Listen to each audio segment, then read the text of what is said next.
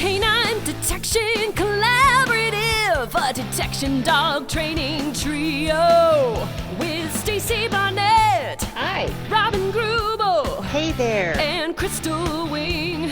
What's up?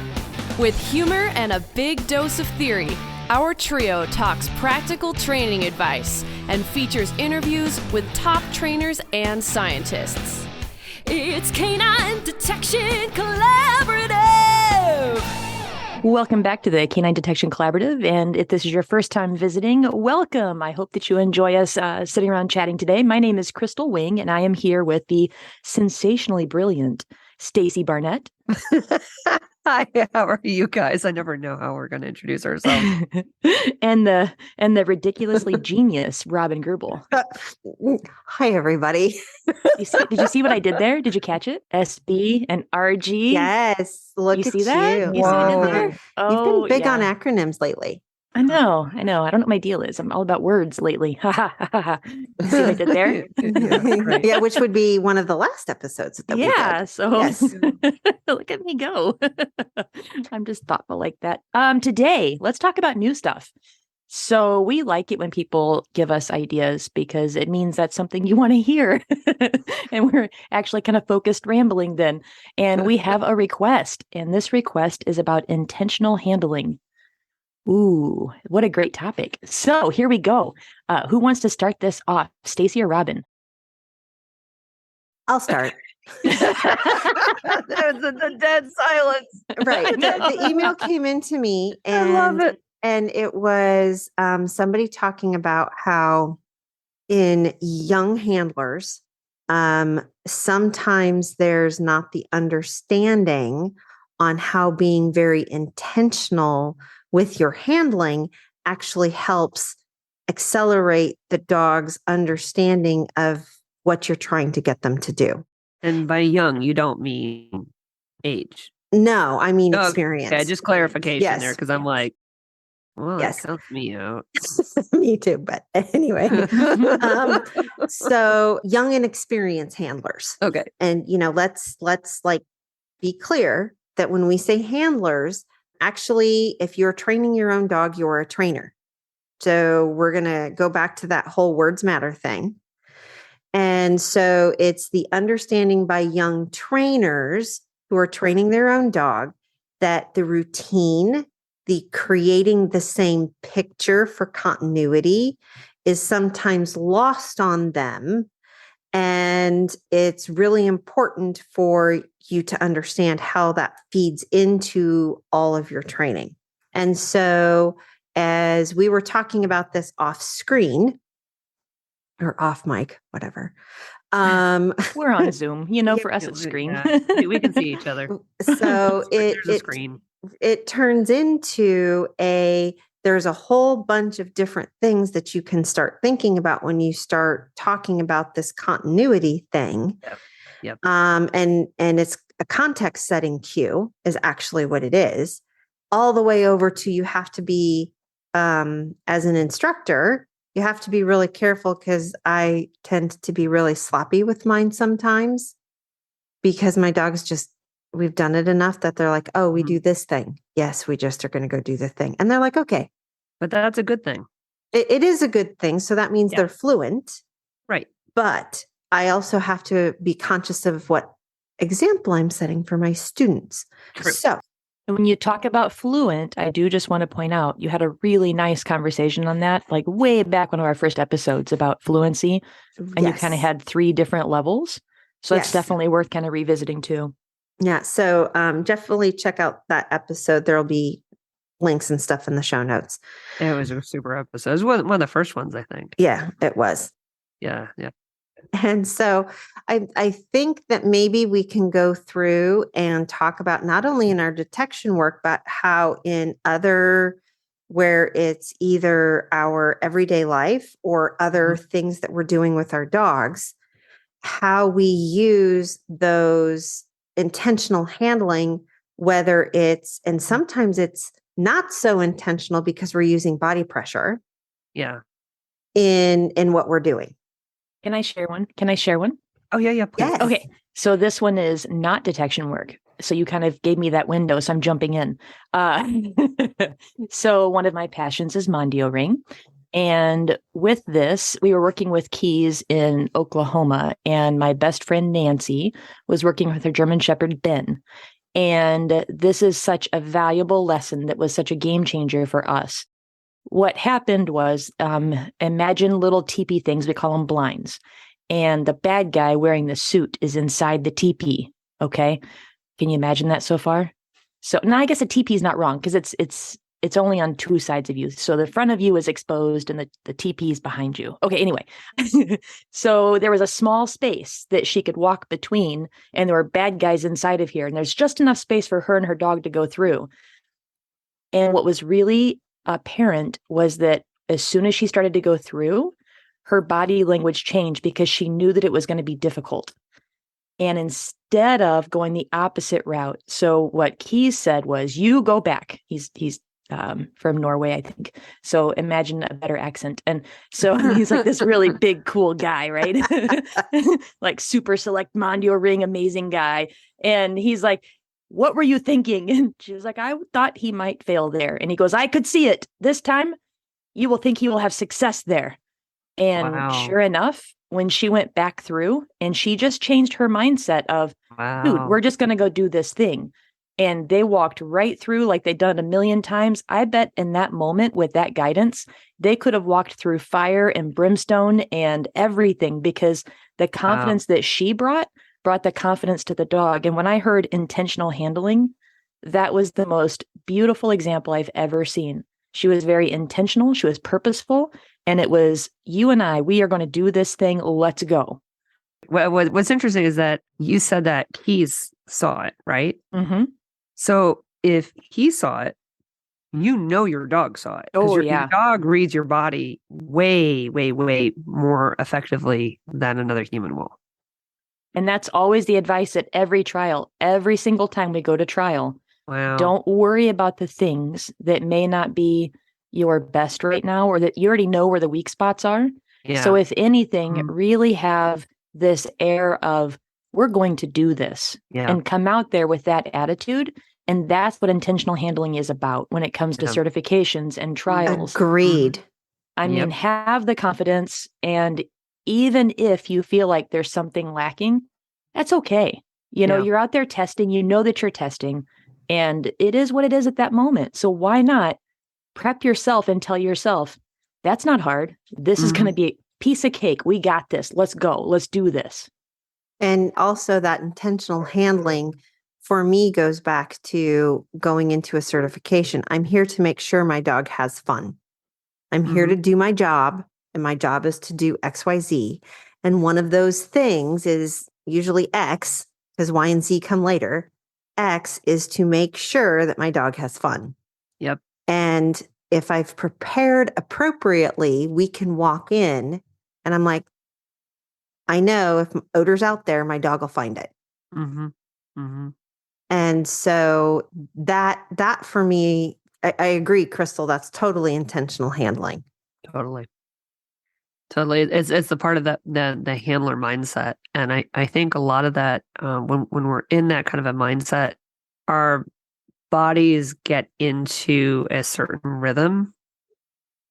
And I think that's what the dogs kind of feed off of. You know, it's kind of like they did say that, I don't have hands in any research, whatever. But sorry, I leave the looking up to people who are like really good at looking up stuff. But, that dogs have, what was it? Like a sympathetic heartbeat. Like they literally will, do you know what I'm saying? Like that, like the heartbeat will start to sync up with a human. Yes. Yes. Right. I don't know about that, but it doesn't surprise me. But I had heard that dogs do it and horses do it. You get into like the same kind of rhythm. And again, I just found it. Whoa, look at that. See, I just have useless information in my head, and then other people can like back it up with actual real stuff. Because I hear something one time and it just kind of sticks with me because I'm like, ooh, that's interesting. Yeah, it's from Australia. Oh, look at me. Yeah, not only do both human and canine hearts get, the rates get lower when they're together, but the rhythms actually synchronize. Oh, look at that. I did it. Huh. Okay. So, because I remember hearing that and I'm like, you know what? It makes a lot of sense because when we always talking about, our emotions going down the leash, right? And this is, I believe, my understanding is that this may be a cause of that, right? So if when we're nervous and our heart rates are racing and everything, like, I mean, it makes our dogs nervous too. But then our dogs, and if we're not clear on what we're doing or we're not conscious on what we're doing, the dogs aren't either. Would you say that clarity is kindness? I would. How about you? Would you say that? I think clarity is kindness not only for us and our dogs, Yeah. but us in actually all of the rest of our lives. Because one of the things because Crystal brought this up, and I was actually having this conversation with my husband, and he was doing this whole, well, blah, blah, blah, blah, blah, blah, blah, blah, blah. And I looked at him and said, well, have you asked them? And he looked at me like I'd sucked all the fun out of his whole entire thing. And Crystal was talking about being an asker versus a guesser. She did that to me one evening. I was talking to her and I'm like, just stop. I just want to complain. Just let me complain. Stop I it. apologize. Sometimes I have to, that's where I have to start my conversation by asking, I'm not what do ready you for want? that. No, I'll have to be an asker and say, what do you want from me right now? Do you want me to solve your problems or do you want me to just listen? So again, it's back to asking and guessing, which is so helpful. And I've asked Joe that. I'm like, do you want suggestions or do you just want to bleep? And he's like, would you like a large vente? Yes. And he's like, I'm venting. I'm like, rock on, I got it. And so out comes all the appropriate uh-hs and yeses and everything. Yeah, you got the head nodding at the right Exactly. tempo, right. But I take it back to intentional handling because it's the intent. What is the intent of, this conversation of, what he's trying to express to you? And so I keep thinking about that word intentional handling and even the intent of every time I go out with my dog, what is my plan? So it's from the training all the way down to my body movements. So am I part of this picture this time? I'm always a part of it, but am I a still being? Am I a moving being? Am I working on proximity? Am I working on, what skills am I working on as I move through these problems? Yeah. So I think that's the intent of intentional. Because it also gives our dogs like an expectation, right? So it gives them all this information prior to whatever we're doing. That, I mean, if we pull up, and my dogs know, okay, we're training, right? They all turn on. And it's so funny if I drive, I go somewhere and we're not training, they know it. They know it. It's just so, it's just really interesting. And in the context of the person who wrote us a note, I took it as the understanding that, when you're doing your starting, we call it a starting ritual. And Nico does his detection work in all these different venues and in all these different ways. And I've actually varied his starting ritual to help him differentiate the type of searching that I am going to be asking him to do. So we start, between the legs, the, full rubble piles in front of us, go find big stuff. If we are doing buried, he starts in a down and we do it differently. He's getting ready to turn 5. And so this is not something I'm asking Sheba, who's getting ready to turn 1, to do, because Sheba's just getting her first few gerbils in a line to go do what I want them to do. So I'm not going to ask them to put in, we're doing, step ball change, and we're not going to add in a whole bunch of spins and everything else yet. So she can just do the simple stuff. So but it's understanding that every time I start him to do a thing, this is how we look. Between the legs is the same. Where I place my hand, all of it is exactly the same, because that's actually, because we all know our dogs are much more in tune to what we're doing than what we're saying. Exactly. And this is one of the reasons why I tell people to video themselves. Video your start ritual. Are you doing it the same way every single time? Because that's important. Yeah. And I was actually just kind of thinking about this because it's beyond the ritual. There's a rhythm to it. So sometimes we think of like, well, we do this, then we do this, and we do this, right? So like and I realize that if I look at my start line, there's such a rhythm to it. You could probably time it, and every step of it is probably very, very consistent in terms of how long it takes. So maybe it's even how many breaths you take, right? For me, it's how long I'm on the start line is probably, I actually would be really interested to time this, because it just feels the same. It really feels like the same rhythm, the same timing of stepping to the start line, the same timing of the release.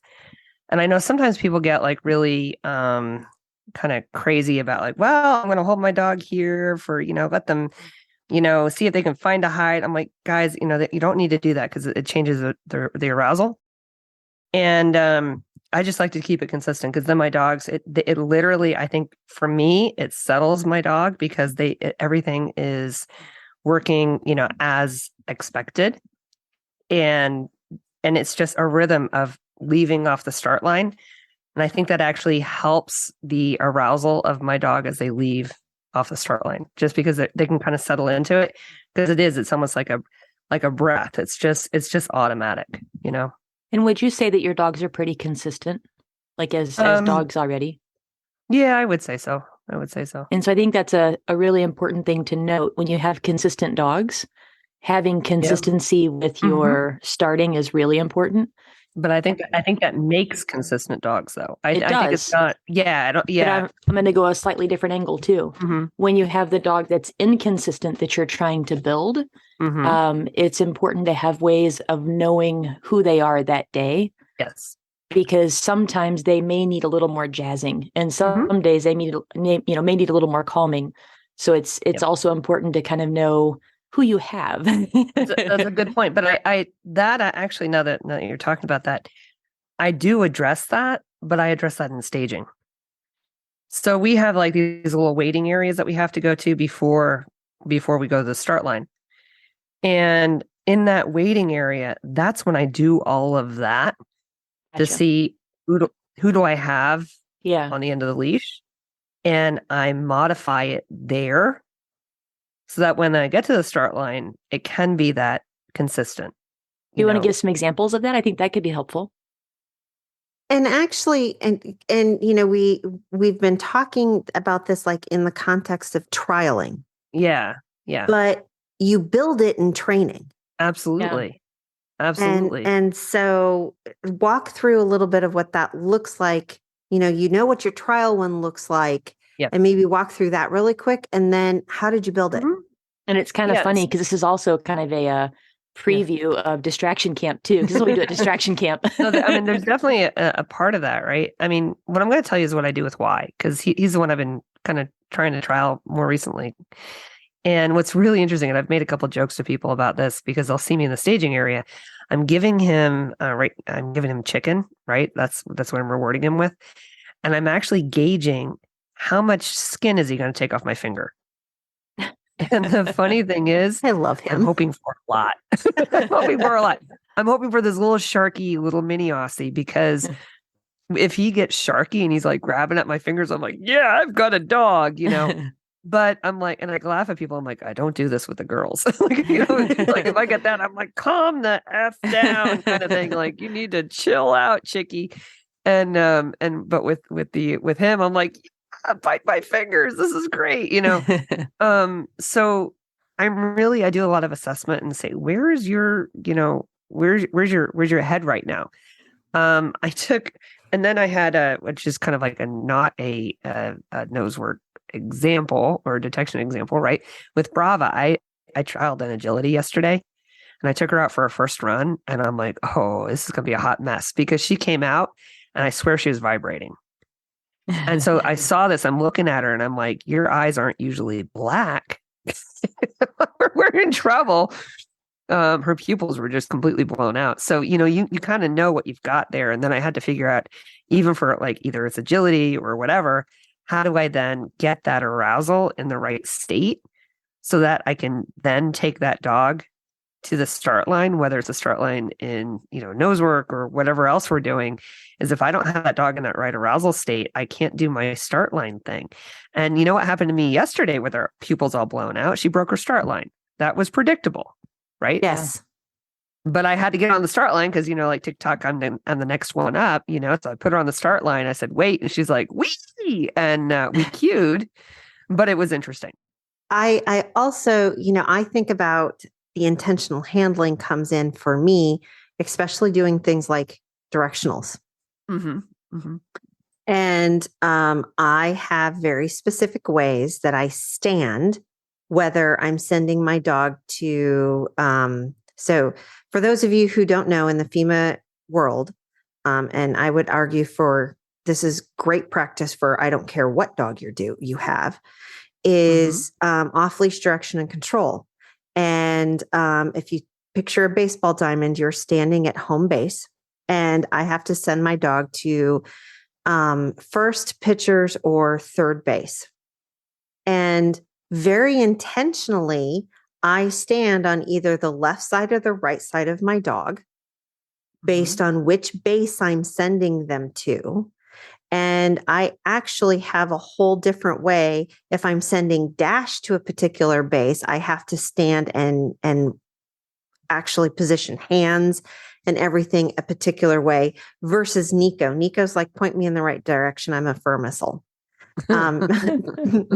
Dash is like, I need a little bit more guidance. You have to block the other bases so I can't see them. And so it's very interesting, but it's making the picture so much clearer for the dog. Yeah. By just, the hunting dog people can adjust where their dogs look by shifting a knee. Wow. And so it's fascinating to watch that sort of stuff and know that the hours and hours and hours of training it gets to get a dog to be that clear. Yeah. Wow. Yes. To go back to the second part of the question is, how do you build that? And I think that comes down to, in training, for me, it's about observation first. Yes. And really being able to observe what dog I have in front of me and adjusting. So it's observe, then adjust, right? And if you can observe and adjust before you do the thing, your thing is going to be more consistent. And sometimes when you're observing, you may look at your dog and say, we cannot do this yet. Exactly. Or this is not the day. Or because I don't have a dog. Yeah. And you really don't want to practice that. You see a lot of times where people come up and I see this sometimes in, when people are doing their searches, and because I see videos all the time, right? It's kind of what I do for a living. And sometimes I'll see, people, whether I see it on video or I see it in person or something, and they come up and I'm like, yeah, the dog's not ready. And they go to search and there's a struggle. I think you see that a lot, right? I mean, I don't see that a lot, thankfully, because either that or that happens a lot and they don't actually submit those videos. I don't know which. Probably not. I don't think that's what's happening. But if you go to search and you're so committed because you've set the hides, and because you've set the hides, you feel like you need to go out and find them, and you start searching with the dog. And if the dog's saying that, if you're not feeling it, you need to stop. And it's interesting because we did a whole bunch of stuff on one and done. Yeah. And that one and done, people think they're only practicing just their nose work piece, but they're actually practicing everything from how you get out of the car, how you walk, because if searching and finding stuff is really, really reinforcing for your dog, you can pre-mac all of it. Uh-huh. So, and this is what I've actually had to start doing with Nico is you do not get to be a crazy man and pull me all over the place everywhere. You will walk like a dignified human being on the way to the search area. And if you don't walk like a dignified human being, we'll go back to the car. And now I can also do it by Okay, I'm not good at that. Well, and I can also, and You've seen my dogs. Honest, you've seen my dogs. Well, I have, but it's okay. This is like, I feel attacked. But this is something I'm working on. A lot of it is to see if I can train it as a trainer. Right. And, can I put a tool on him and fix the issue? Absolutely. Can I also take the time and actually teach the loose leash walking? Because I'm not asking for the competitive pretty heel. I just don't drag me. Outside of my detection work. Absolutely. And guess what? Wouldn't you know? When I take a couple of days and do just obedience work, walking to whatever we're doing goes significantly better. It's amazing how good training works. It is. And consistency. Yes. Yeah. Man, I got to try it one of these days. I know, right? One of the other things that I think about when I hear the word intentional handling is a thing that happened. It was an event that happened to me this summer. I was working with a client and her dog was having problems sourcing out a problem. And I'm standing there and I'm like, take a half a step forward, take a half a step to your left. Now take another half step to your left.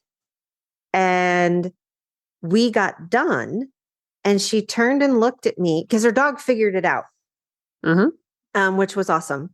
And she turned and looked at me and she's like, why did you have me do it that way? And I was like, oh. You wanted to see if she'd be obedient. Good job. Cooks and treats for her. No. Time to do the hokey pokey. Right. Well, and Housing and Twister. I was thinking that all came back to me actually this past weekend because I was working Sheba on some off-leash detection work. And I've spent a lot of time working on high hides and I didn't really think about it and I hid everything low. Okay. And it was cold.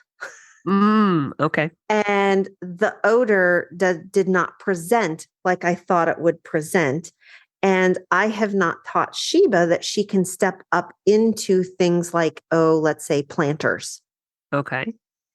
And so I spent probably 30 seconds actually playing that dance with her on how can I get you to go into the right area without presenting. Right. Because I really don't want to present. Right. And so that was intentional handling for me. And I was using all of that body pressure to push her and pull her where I wanted her to go. Yep. And for me, that's also intentional handling. And I mean, you want to talk about the pros of intentional handling? Let's look at the agility people. Oh my God. Yes. Agility handling is the same as nosework handling. It's all the same. I say the same thing when I'm out there talking to the different SAR handlers all summer. You know, if I turn my shoulders a little bit, well, now they're going in the tunnel. Or if I turn them this way a little, they're going over the frame. And it's the same way when you're helping your dog figure out which direction to go or which way you're headed. Yeah. And they know it naturally. That's Yeah. They know it because they know the pressure. They know that your proximity, your motion, your acceleration, your deceleration, they know all that. And because you've done it in training, that's how it gets inferred across all of it. So I think that we probably underestimate the value in doing that sort of stuff. Now, what I have seen people very successfully do routinely is teach proximity, what I call a special bubble. Mm-hmm. And this is, I can't alert unless mom or dad is so close. Oh, wow. They have to be within, 10 feet, or they have to be within 3 feet of odor. Now I'll do my train final response. Very much the same with positions too. Right. They can only do them close. They can't move away. Now, what's interesting is that part of that I think is trained or learned. I'll just use learned because it's not intentionally trained. I think it's learned. And I think part of it is the dog's natural comfort level. It is. Because I see a lot of dogs where they have a natural bubble that's based off of comfort. And it might be a little bit of a chicken and the egg thing. So I think they probably have a little bit. I'll tell you some of the dogs with the worst bubbles are German Shepherds. Oh, yeah. They're very bubbly. Yes. Very, very bubbly. That's not how I would describe a German Shepherd usually. They're extremely bubbly dogs. They do have a bubble, right? So they have this comfort bubble. Yes. But then it gets reinforced. Well, and it also, think about what they're originally bred for. I mean, their protection. And well, hurting. And and so, but let's be originally hurting. Yeah. But it's the very much, let's be right next to my handler. And, one of the things that I notice all of the time, and this is the difference between a lifeline and a cadaver dog. My lifeline dog Moses always ranged much further away from me. Okay.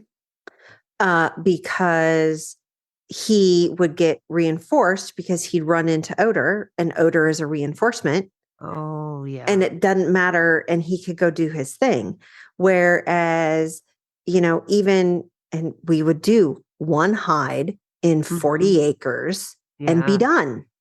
Yeah. Whereas with all of our detection dogs, we tend to do 5 or 6 hides in relatively close proximity. So we're automatically teaching our dogs to range as far away that, okay, if I only range, 35 feet away, that's all I ever really need to range away in order to run into odor. So that just got me thinking now, if you're doing live find, and again, this is, keep in mind, I don't do this. I'm asking a question. I'm asking a legitimate question here. My understanding is that the helper, right, has the toy. It totally depends. Okay. Would that influence the dog's desire to range, though, as if the helper actually has the toy? That's reinforcement coming from you. Like, where's the reinforcement coming from? Yeah, exactly. I say yes and no because, right. I mean, I only have Yukon to work from, and he actually was really good at this until he got hurt. And he would be out of sight, like in seconds. He's gone. And so I had a GPS collar on him and a bell, and I could not have the person have the toy because he learned very quickly that as soon as he got to them, he would rip your pocket off to eat your treats, or he would just take the toy from you. And so I couldn't have that. So I had to teach him very quickly that, you know what, the only person that has the toy is me. So you need to get there as fast as possible and let me know so that I can get to you as fast as possible to give you your toy. So it made the barking, because it was a Holden bark. So it made that barking even more intense and, hey, she's over here. Come here, that kind of thing. Okay. So yes.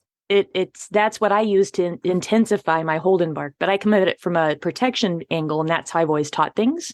Yeah, because I mean, the video I've seen is just honestly of my dog's breeder and the stuff that they've done, and there's barrels and there's toys. And it depends on how you train it. There's lots of different ways. I use a marker system, and a lot of people want, let's say, commitment to the subject or the victim, and so they would want the toy with the person. It really depends on your dog and your training. There's no right or wrong. Gotcha. They're just my way's better. I mean, no. Well, and if totally kidding. Right, and if you start thinking about how we as humans think about training, if we know that there is another human out there that has the toy or the reinforcement for the dog, we're much more comfortable allowing the dog to range away from us to go find it. Yeah. Whereas if we have to get there to reinforce. Oh, yeah. And so think about how you set your hides. And this is a horrible habit we have in the cadaver dog world, is that we typically set our hides, we park in one location, and we tend to set our hides within a certain distance of the car because it's exhausting to walk out there and set hides. because Hey, I get it. Right. A lot of the times we're just working, especially if we're working train final response drills. So one of the things that I've started doing is I've started making a very conscious effort. If I want to do final response drills, I'll take boxes. Mm-hmm. And that's a drill. And we can do those. I can set them up right outside my car. And then if I need to, I set my boxes out. And then I drive to wherever I might need to drive. I have a minivan, so I can't drive a lot of places. I'll set out my hide so that I can get the nose time and start using odor to reinforce my dog for ranging. Okay. Makes sense. That takes actually a lot of planning because the wind has to cooperate. Yeah. I've done a little bit like there's a 15-acre field that I can rent near my house, believe it or not. That's fully fenced. And this is where I was working on really building recall capability with my girls. And so that was kind of the initial goal of it. And then what I ended up doing, I was able to actually work odor in this. And I would work a single hide in this big, huge field. And I was using that to kind of, teach them how to kind of move out a little bit. Now what I'm finding is with my girls anyway, and they just seem to vary depending upon their desire to range based on the individual. I'm like, Powder, come back. and some of that is done by Moses would range a whole long ways away from me. Nico, not so much. But and here's the interesting thing is my border collie would range really far away from me until I started doing a bunch of cadaver work, and then he'd stay closer. That's interesting. But I do remember like going up to visit Prize's litter, and I went up to pick her out, and I'm looking at all these puppies, and we were talking about the puppies, and there was this one little puppy. She's a smaller puppy. She has a little red ribbon on her neck, and she wanted to range just like naturally. It was just like, see ya. She just had this. They were like 8 weeks old, and vroom, right? It was just fascinating. Just even at that age. And how confident are they to go do that? Right. Exactly. I remember I said I didn't want another super independent dog, and that's what I got. It's those dogs that I have very, very few pictures of Yukon as a puppy because he was always just going away. So I have lots of butt shots. Butt shots. Yeah, I had to put him on a leash like at 11 weeks. And usually, I can take a picture of you. Yeah, usually that's the Velcro stage where they don't want to leave you. And he's like, see ya. I'm like, no, busy road. Come back. He's just looking for ways to get on the roof. Yeah, he was.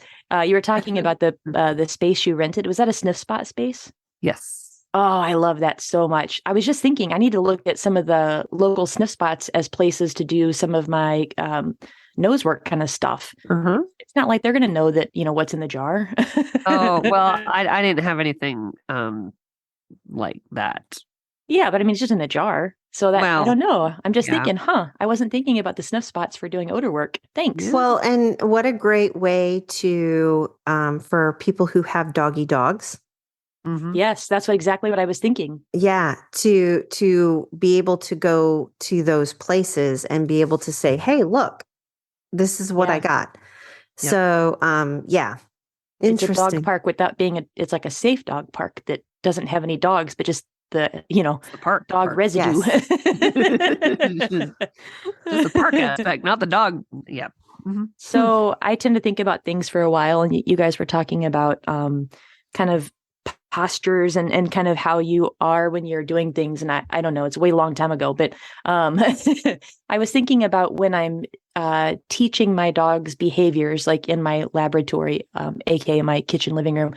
And I always have a certain posture that I take when I'm doing shaping games. And I think Okay. that's been something that I have several people that have asked me because their dog will just start throwing all these behaviors at them all the time.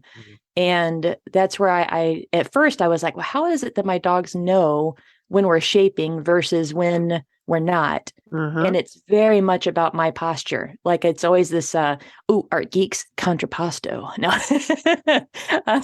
So if you imagine like a Greek sculpture where it's the hip is kind of off to the side. So there's like weight shifted from one leg, and then there's kind of Okay. a little bit of a shift in the upper torso, and then the head's a little bit shifted. It's this kind of relaxed with one foot slightly forward. And so the right foot is forward and relaxed, and the left shoulder is relaxed. So it's opposites, but it's just this like natural kind of relaxed pose. And So I always don't do that when you're searching. Yeah, and that's what's going that's through my it. head. I'm like, don't do it when you're searching. Just But you don't would do never it. would. Like it's just Yeah. I'm chilling with my friends talking, but a little bit more of a staged, pose. Yeah. Yeah. And it's just the natural pose I go into, and I'm like, okay, show me something. And some days that's if I don't know what I want to do and I just want to have fun with my dog, and they'll start showing me things, and I'm like, oh, I like what you're doing there, and then we'll turn that into something. Yeah. I call that, what do you give me? Yeah. What do And you so give me? it's very much Yeah. an Yeah. intentional handling where Yeah. it's only when I'm in that pose. So that might be helpful for anybody else that does a lot of free shaping or capturing, is Mhm. to really be aware of what your body looks like, and only do it for those behaviors or that time frame. It's just to make it clear. And another one from a long time ago. You're talking about the differences of dogs, and I know you said young, but I was thinking about, young is an experience still. And I was thinking about how you have to read your dog. And so Radish and Yukon are my two. And Yukon for live find would be between my legs. He's vibrating, his bell's going. He's like, I can't wait to go. And I send him. But for cadaver, he has to do a nose touch. He has to get in heel. He has to be with me, or Mhm. else I'm not letting him go because he is not in the game and he's not listening to me. More Yeah. than likely, he's just going to go critter. But Yeah. once he's in tune with me, then I know he can do his job. Well, I made the mistake with young Radish of giving her a protocol of let's get focused, let's do the thing. And that's not what she needed. She needed the jazzed up. Are you ready to do Yeah. the thing? Let's go. We're ready. We're ready. Go find. Yeah. And when I made that shift, it really did help her bring the energy that she needed. Mhm. And the finds that we were doing anyway were less complicated, and it Yeah. was more drill style. And Yeah. so it's interesting to me to really think about the mistakes I've made and then how to fix those. But and Mhm. that's something that I love about my dogs and all dogs. You can make so many mistakes and they still like you can fix it. It's just Yeah. another learning experience. Because they're very forgiving. They They Goodness. are. They just Mhm. are. I love the fact that any moment they're ready to party. Like I agree. It's interesting that you say that about the difference between Radish and Yukon, because I was having a conversation with somebody today about the differences in my dogs, whether I am, the Nico and Sheba, I am the Mhm. calm in their storm. Right. And even Flair lands in that side. Dash, I'm a little bit more of a cheerleader. Mhm.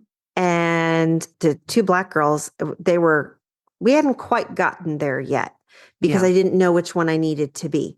Right. So I think that is something to be really conscious of is like, with why you Yeah. are, okay, let's get Sharky Dog. Yeah. The little sharky dog. Exactly. Bite my fingers. Hey, go for it. I can hear baby shark, baby shark, baby shark, baby shark. Yep. And, with the girls, you're like, no, I need you calm. Yeah. But the other thing though, it goes to reinforcement, right?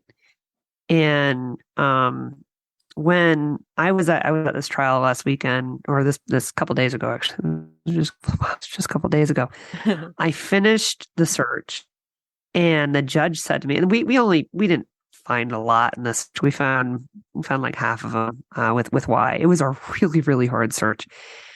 And the judge said to me, he goes, "You're a trainer, right?" I said, "Yeah."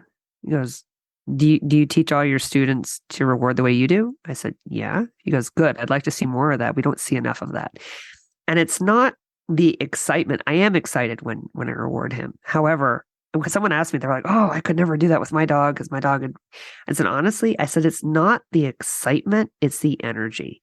So is the energy and the emotion that you put into the reinforcement, whether you do it in an excited tone of voice or you do it in a way that just emits joy, that's a part of it too. Because but I have to vary it dog to dog. But I know, if I do the voices I use for why, if I do that with Brava, she's probably going to give me a black eye because she'll muzzle punch me in the eyeball. And that's only because she missed muzzle punching me in the lips because she wants to jump up and kiss me. And it's going to hit my eyeball. I'm going to get a black eye. Anyway, not good. So I can't do that. But she still needs the emotion. She needs the intensity. Yes. But delivered in a different format. Yes. Exactly. It comes out different, but it's still, but it's just the reading your dog. Like, what does your dog need to succeed and to perform? And why needs a little bit more, she's so cute. Yes. Yeah. He needs to be told he's a great finder. He likes to be told he's a good finder. It's interesting for me how so many of our discussions always tend to come back to us being intentional and clear. Yeah. And what we want out of the dogs, and then being able to slice that down so that clarity is kindness. So we're a broken record. So actually, I was going through this whole. Sorry, my brain went. Oh, we've talked about this before. No, we talk about it in several different contexts, but training is simple, but it's not easy. No. Okay, Bob. Yeah. Well, but if you've been to any of the chicken workshops when Bob and Marion were teaching, or later when Bob and Parveen were teaching them, well, and then as we so clearly found out that, it's all of that stuff comes from, it's just the words are changed. Yeah. All of the time, so training is simple, but it's not easy. No. And you've got to have figured out where you want to go and intent. Yeah. The intent. Which is intentional. Yes. Amazing how that works. You mean we stayed on topic? We did. We've done. Well, we got off for a little while. Yeah. We still have just messed this up, don't we? There was once it was kind of loose, but I brought it back. Yeah. But it's the intentionality of how you step, how you move your shoulders, how you set up all of those cues, and you do it on a consistent basis so your dog knows what they're doing. Yeah. But I'll go back and point out that that's why we liked cross training. We talked about that in one of our last episodes, because that is part of our intention is creating a well-rounded dog, and working together in different ways is part of that intentional handling. So if I can do agility with my dog, if I can do weight pull, if I can do dock diving, if I can do all these rally and all the other cool things, all of those things are helping us learn how to be with each other and that relationship. And so again, it goes back to that intent. I think there's another facet to this, and I just want to make sure we cover this, is that all of this also creates confidence in the dog. Oh, look at you pulling us back to the very beginning. Oh, I love it. Great job. Oh my gosh. And it is no more clear to me than when I work that little fluffy dog, right? And how he was working, it was like a wind tunnel in some of these searches, and rain and wind and outside, and there's this little dude going, yeah, let's go find stuff, right? A dog that when he started and he did his ORT was so stressed out over his ORT, he wouldn't eat a chicken nugget when he got back to the car. Aww. And that's amazing. Yeah. And all that, honestly, is consistency and reinforcement strategy. and a little bit of love. Well, and people underestimate, the reinforcement strategy is not only how the reinforcement is given, Yeah. it's also where is the reinforcement given? Because this is one of the things Crystal and I spent a long time talking about this summer was placement of your reinforcers, especially when you're doing things like sits at heel. I don't know how many times I heard reward zone from the peanut gallery this summer, because it took me the entire summer and having somebody over my shoulder reminding me where to put the cookie. I think you wanted to tell me where to put the cookie a few times. Yeah, I think I remember sitting in the garage going, "Whoa, this is going to come to blows." So either that or I'll sick Paul on her. It was the eyeball, the hairy eyeball. That whole really, really understanding how, where, and when to use reinforcement is, as a trainer, is something that is, I think, undervalued in people's education. Yes. And the selection of the reinforcer. Yes. Because a cookie is not a cookie is not a cookie. And you got to figure what does that dog want and value, and not only, and it's the delivery of it, but so much. Anyway, I have a tangent. Can I do a small tangent? Go for it. I'm already tangenting. I'm tangential right now, so go for it. Do not give air cookies. Yeah. Is that what comes out of your butt? It could be. No. It probably is. My dog's been full of air cookies lately.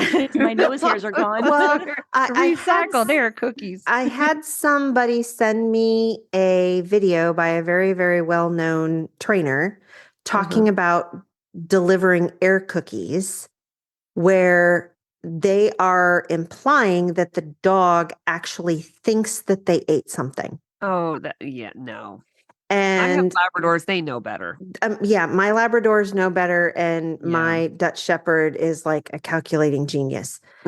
So is one of my Labradors. I look at it, if you're worried about overfeeding your dog, then make smaller cookies. Yeah. But if the dog put forth work and you're going to reinforce the dog anyway, you need to be paying them something. So how about an air paycheck? I wonder how people feel about that. Exactly. Oh, you know what? A check is in the mail. Yeah. Right? The check is in the mail. Good work. You tied your shoes so nicely. Oh. So that was my little PSA announcement there, which here's an air $100 bill right there. Air. I'm over that. So that was my little PSA. Yeah. I like that one. So in being intentional about staying on topic, I think too late. We kind of did.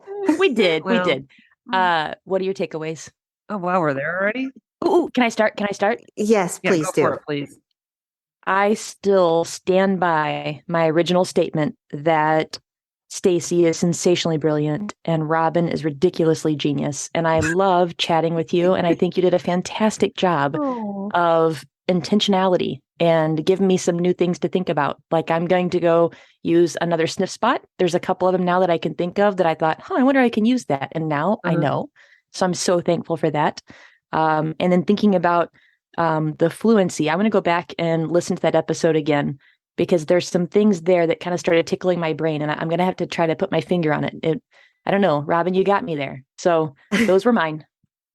I'm just trying to come up with chronically wonderful. Chronically. I'm really having a hard. I'm sitting here going, I have keep thinking on that one. Not you, and I'm just like, if you saw my eyeballs roll up into my. A little bit. Let's get a nap first, and then we'll work on that one a little bit more. All right, what's your takeaway?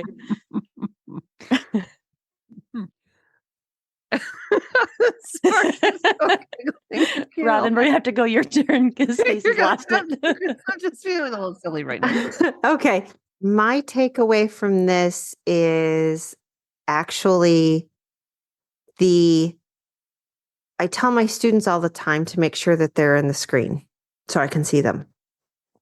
When you video your dog a lot, I do the swinging phone. And I also think about the fact that, especially with my puppies, my starting ritual from where I start them to where we end up is two different things, which is now something I'm going to change in that starting ritual with them. And my other takeaway is to really start being conscious about, if I am videoing, actually talking through the 2 steps forward to do this, 2 steps to the side to do this, 2 steps to the back to do this.